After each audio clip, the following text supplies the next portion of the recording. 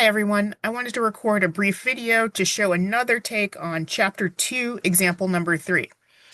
As a refresher, ball A rolls along a frictionless horizontal surface at a speed of 1.0 meter per second. Ball B is released from rest at the top of a 2.0 meter wide 10-degree ramp at the exact instant ball A passes by. Will B overtake A before reaching the bottom of the ramp? If so, at what position will this occur? Step one is going to be the same for each approach. We're going to have to isolate the parallel component of the free fall acceleration vector. So the parallel component is going to be the portion that is actually lined up with the surface of the ramp itself. I have a small right triangle that I know is similar to the right triangle that makes up the ramp itself. The magnitude of the hypotenuse is the same as the magnitude of free fall acceleration, so that's g. And I can use this angle theta to find that A perpendicular is equal to g times cosine theta, and A parallel has to be equal to g times the sine of theta. Now, approach one is the same one that we used in class. We wrote a kinematic equation for the position of ball B along the s-axis, which just coincides with the surface of the ramp itself. And we found that the initial position of ball B being at the top of the ramp meant that we could plug in a 0 for that term. And since the ball was just placed at the top of the ramp as opposed to rolled down the ramp or given an initial velocity, the middle term, the initial SB times delta t, is also something that we know is 0. So in the rectangle, we have S final along the B for ball B is equal to 1/2 times g times sine theta times delta t squared. Ball A is not shown here, but its motion was much simpler than what ball B was experiencing.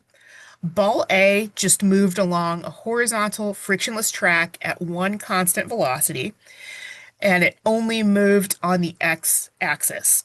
So I can write a kinematic equation for ball A that says that x finals position is going to be v initial x for ball A times delta t. The last piece of information that we need is something to relate the x-axis to the s-axis. Ball B is moving horizontally and vertically at the same time. This question doesn't ask us anything about the vertical position of ball B, but what I do know is that the angle theta is going to prevent XFB and SFB from being the same value for all angles other than 0.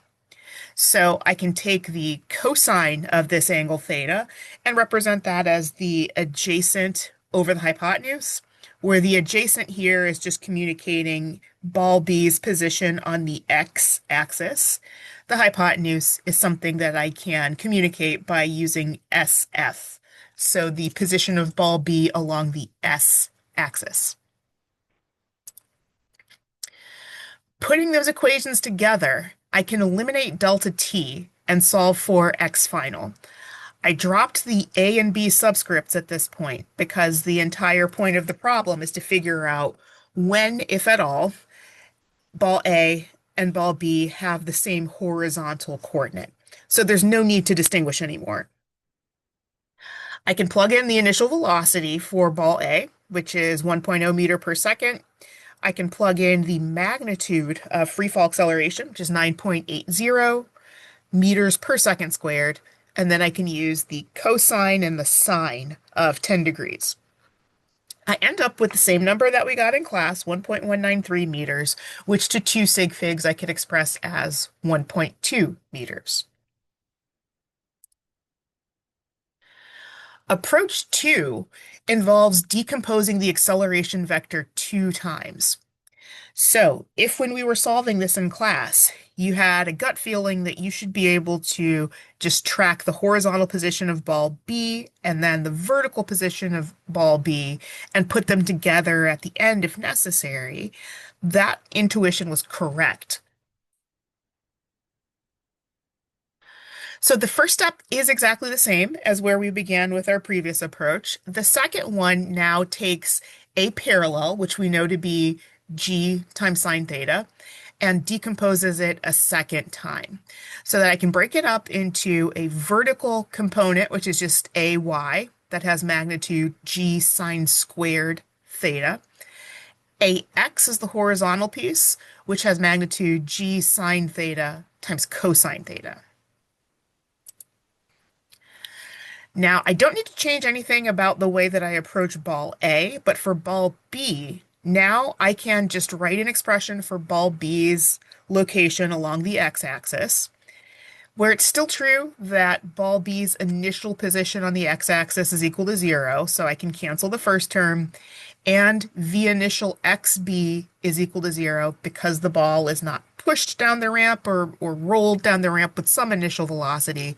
Instead, I know v initial x is equal to 0 for ball B. And I can take the acceleration that we just determined and plug it in for ax. I end up with x final b being equal to 1/2 g times sine theta times cosine theta times delta t squared. Nothing about my kinematic equation for ball A is any different. So again, I know x initial A can be canceled out, and I'm left with x final A is equal to v initial x A times delta t. But these delta t's have to be the same. So I can solve this system simultaneously for x final. What I get here is the same algebraic statement that we had for our previous system of three equations. And once again, I do get 1.193 meters, which is 1.2 meters when expressed to 2 sig figs. Thanks for watching. If you've got questions about any of this, drop me a line on Canvas, or you can ask me a question before or after class.